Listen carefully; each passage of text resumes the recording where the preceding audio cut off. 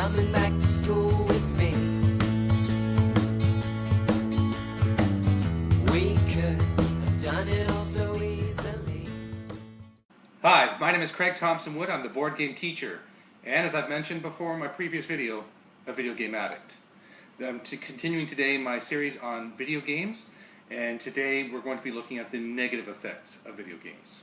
So one of the things I was mentioning in my previous video, one of the last things that I touched upon, was how a lot of people are touting video games as being very beneficial to us because they can help us to develop our selective attention, which is the ability to zone out all the distractions and things around us when we're trying to focus on something like a book.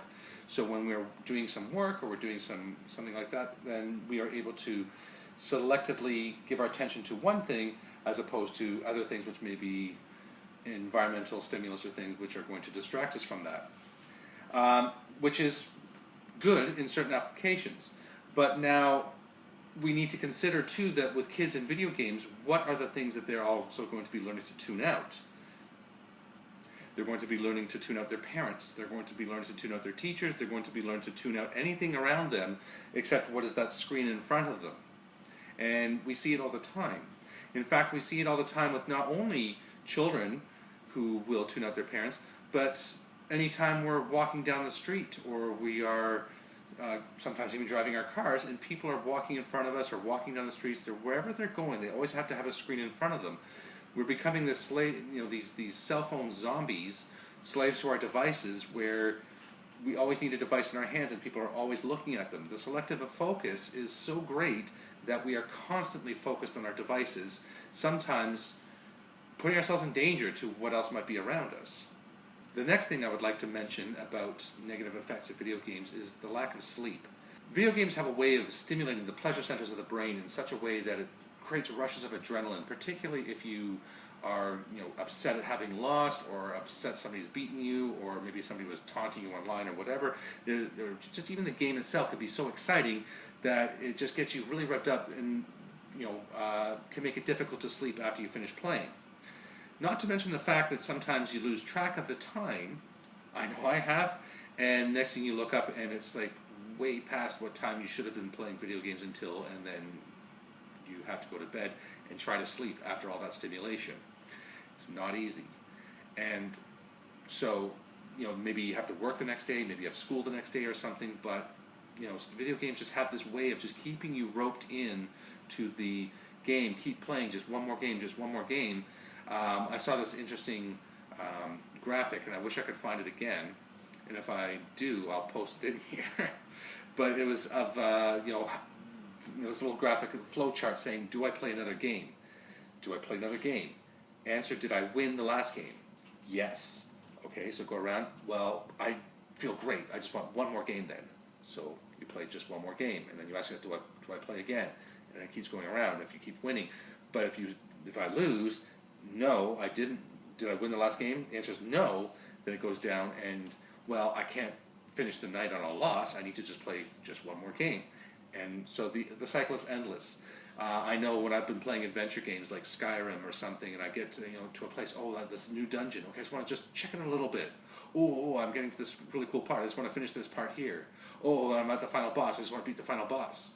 Okay, now I just want to see this, and it never ends. There's always just that next thing. I just want to see a little bit more. I just want to see a little bit more, and it's it just it hooks you in, and it has a way of hooking you in. I mean, that's what it's designed to do, is to keep you playing, keep you interested and motivated to play, and that's how the games make their money.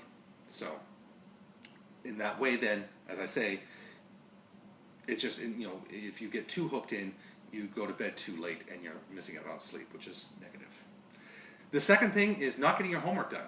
I know that sometimes students are going home. First thing they want to do when they get home, they just want to take a break. They want to play a video game.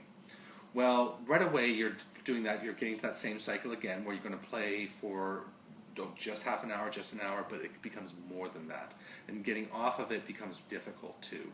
And so you're not getting your homework done at the time you should. And even once you are off, then again your brain is overstimulated. It's in such a state that it's impossible to do your work. You need time to calm back down again, to get your mind back into a smooth rhythm that you can be able to do your work. So selective focus for the game, but it's not going to be helping you selectively focus on your schoolwork when you need to get that done. And in the previous video where I talked about the benefits of video games, I mentioned that video games can promote social aspect, like you can talk to your friends or somebody in the neighborhood or something about a similar common interest that you have, like a video game, and that can open up opportunities to meet new people and develop new friendships.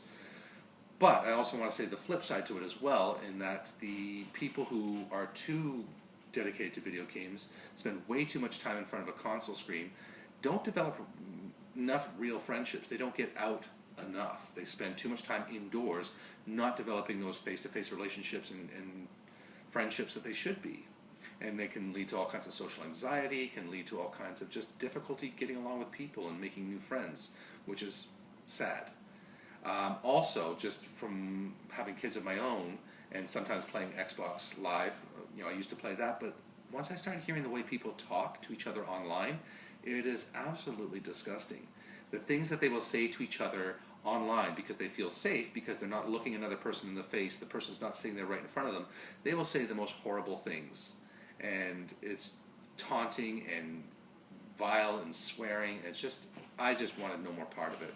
So, and if this is how people are learning to talk to one another, it's just really not a good thing. And I find that whole part of it really, really upsetting. The next negative thing I have to say about video games is the level of violence in some of the games. I mean, you can get games like, some of my favorites are the Batman series, Arkham Origins, Arkham Asylum, Arkham City, Arkham Knight. Great games. I love them, but it's Batman, so of course you're fighting bad guys. But there's no blood and guts in that one. I mean, so different games like Skyrim will have some blood and things in it. Then you can escalate to something like Grand Theft Auto, which I think that nobody should be playing personally. I just think that there's glorifying crime and the sexualized content in there and the violence and everything. It's just, I don't know why that game's being made. But again, and I know some children are playing it, even though they shouldn't be, because their parents will let them. So you really need to be aware of the levels of violence and what are you comfortable letting your kids play. I guess that comes down to a judgment call on your part, parents, but for me personally, I just think that that's a big concern in video games today. And finally, the last thing I want to talk about with the negative effect of video games is the addiction. As I talked about before, like the games keep you roped in. Things like Fortnite, they have their packs that they sell only at certain times. If you don't get it now, you'll never get it, and you're constantly chasing these things. These companies are designed to be addictive. That's how they get your money. That's how they keep you playing. And so they're going to do whatever. They have it down to a science, how to keep your children addicted to these games. It is an addiction. It is hard to break.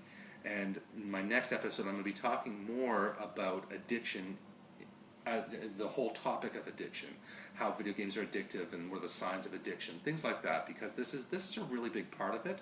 But just know that, make no bones about it, there's no question in my mind, video games are addictive. So if you're going to play, but always just remember, play in moderation. Well, that's going to wrap it up for today's episode. If you have any questions about anything I was talking about today with the video games, the negative effects of them, please leave me a message in the comment section below. And as always, if you have any suggestions for me as to games you might like me to talk about, playthroughs you might like me to do, or other pedagogical topics that you might like me to discuss, as always, leave me a message in the comment section below. But until next time, I'm Craig Thompson with the Board Game Teacher saying, thanks for coming to the classroom.